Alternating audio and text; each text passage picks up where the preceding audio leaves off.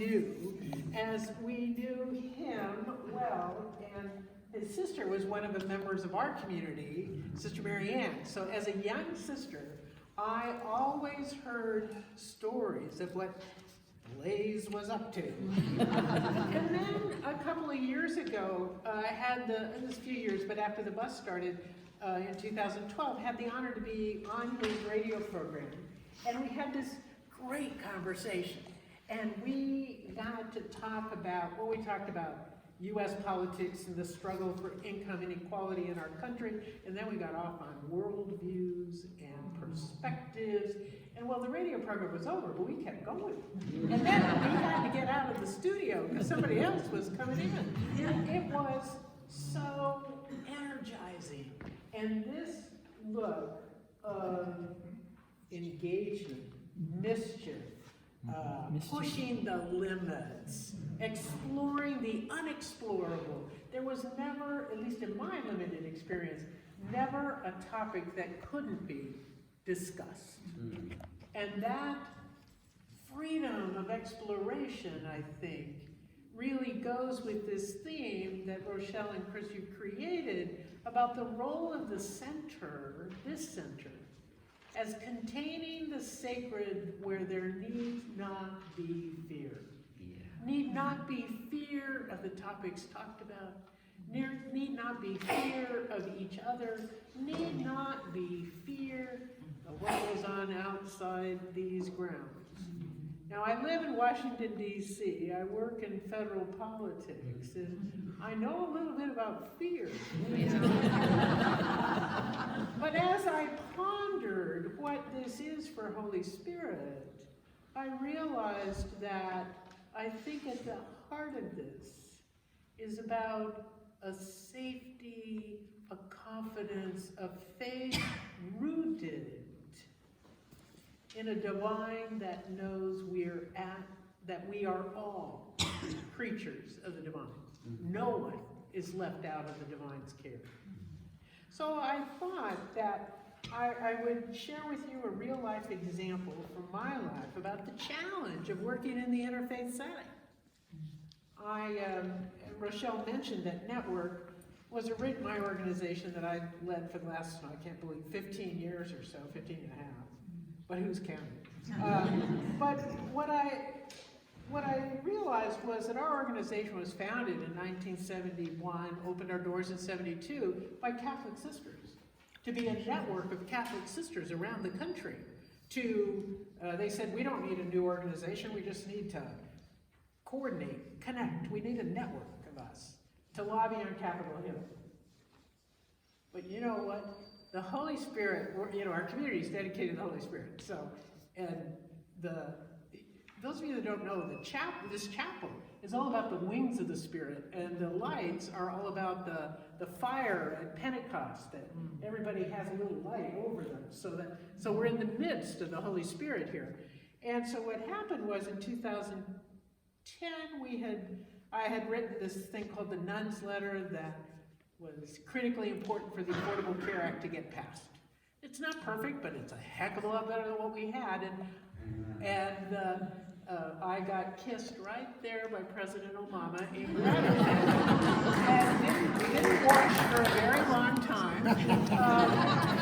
But because of that, some bishops got upset at the 59 sisters, leaders of Catholic communities, that signed the bill, or signed the letter.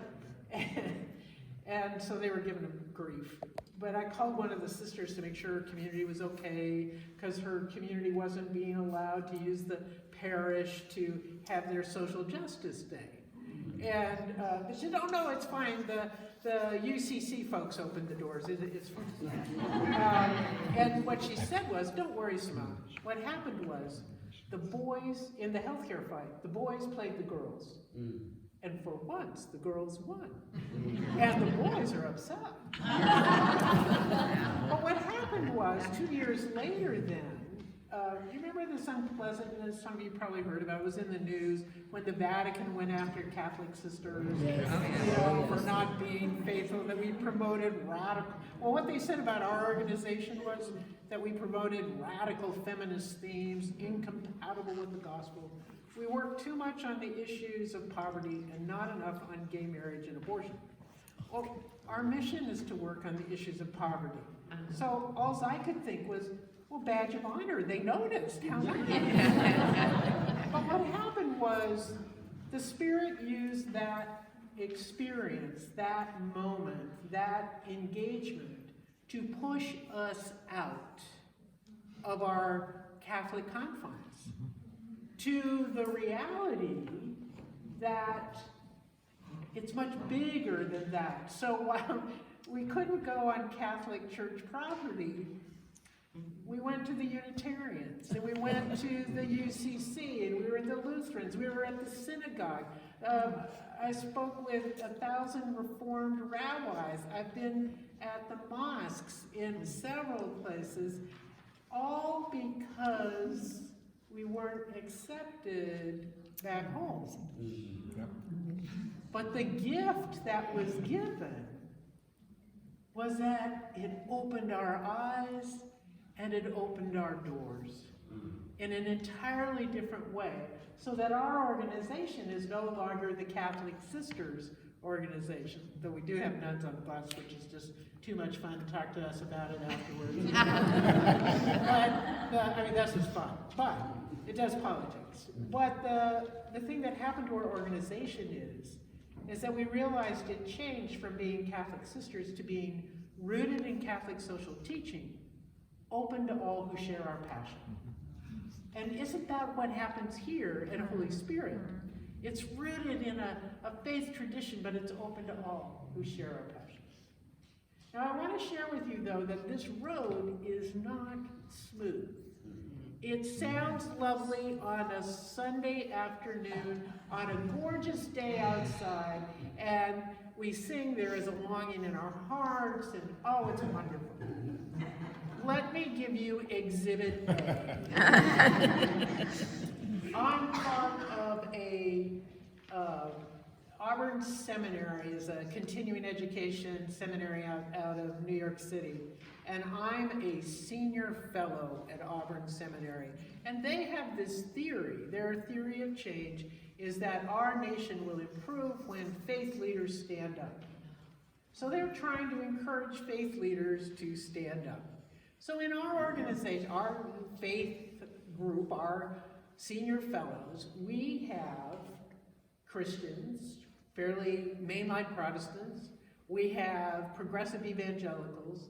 There's Brian McLaren, who says he's sort of post-Christian Christian. There's me as the Catholic. There's the Methodist, the UCC, who else we've got? Presbyterian, and I gotta check my notes because I'll forget somebody, they'll get mad at me.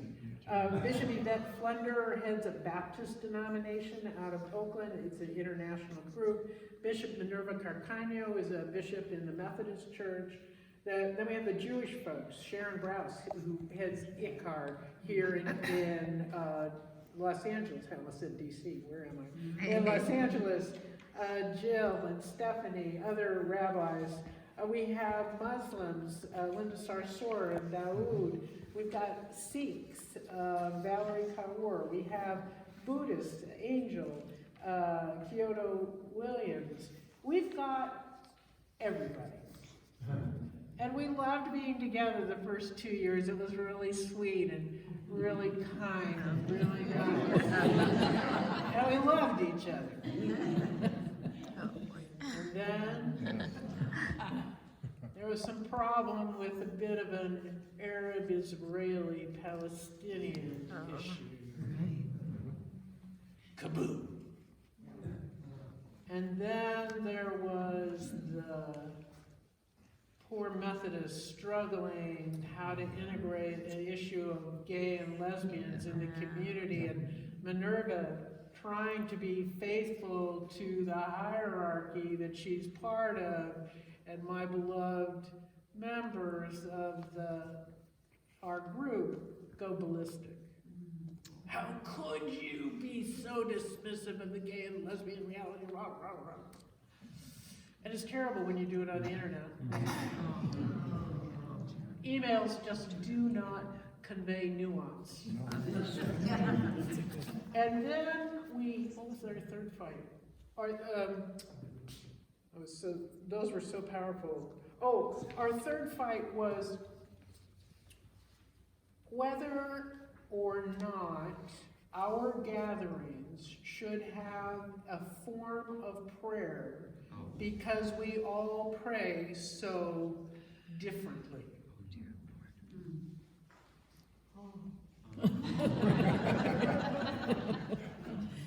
Well, my rather astute analysis was into the email ether was, well, if we don't have some way of praying, how do we ever have the energy to get through this? How do we find a new way forward? How do we listen for that deeper story that's something else? And so as I was reflecting on this, we're still in the midst of this. We're gathering in a couple of weeks. And we're going to be in Phoenix. So if you hear that Phoenix exploded, we didn't work this one out yet. But there are a couple of things that I think will see us through is that our relationships are bigger than this fight. We have a strong enough friendship, but I also think it's the work of the Spirit in our engaging this conversation. Because where else can we have this conversation in a very divided world? Which is what I think about the Holy Spirit. So as I was walking around here yesterday, I flew out from DC yesterday, I'm walking around and I realized so often in the interfaith reality, we look at, right out here we have these lovely liquid amber trees. Aren't those are like, the Catholics. We get a lot of colors sometimes. And then there's the live oaks, and that's quite like Judaism, rooted and there for the long haul. And then, I don't know, I was attributing down around the lake, the beautiful pampas grass that comes, kind of to the Islam and the Muslim tradition. And what I realized is we spend a lot of energy looking up at the difference. And what I think is the profound truth that we need in this time is we need to be aware that all of these plants that look so different have deep roots that go into the ground. And in the ground are nourished. And what you said, Chris, about God being bigger than all of this, I began to think that the divine is like the earth in which we get rooted. And that what current science is teaching us is that roots communicate. Mm-hmm. There's all kinds of chemical conversations that go on and relationships that are developed among species, but it's all rooted in the earth. And then I began to think that how appropriate here at Holy Spirit that the earth is so rich, that we can sink our roots in, that we can know the subtle hiddenness of the divine work in all of us. And while I can be quite enamored for my liquid amber red leaves in the fall and think we're really special, the truth is, aren't we all? Aren't the pampas grass? Where else do you get that exquisite beauty? The live oak that sustain us generation to generation. And so my realization is, Holy Spirit is a place where our roots are nourished in the divine, so that we can journey to places where the divine is not as easily recognized. That I can go back to Washington, D.C. renewed.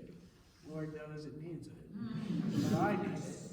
But it's also about welcoming in those who may too often feel left out.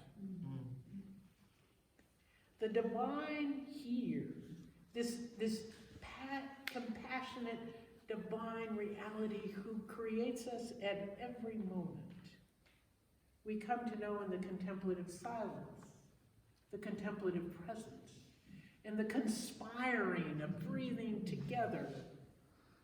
And in order to And as we come to know that, then we can manifest a love that supersedes my limited being to welcome in folks who are different.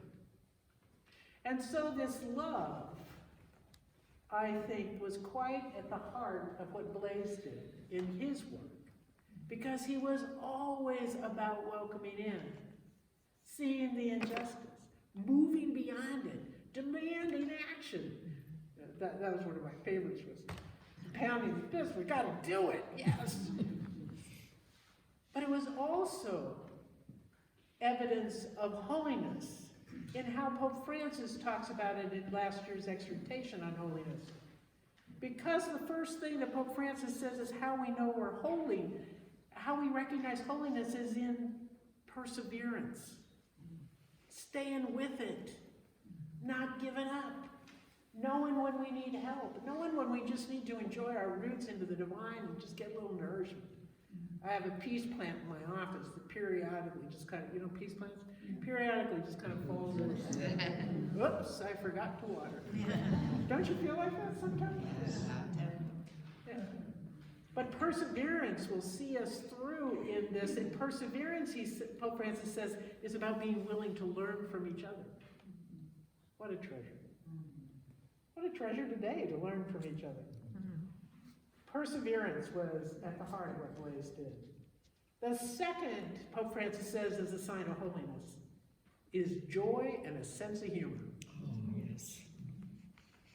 You've got to have I mean, in this world, don't we need a sense of humor these days?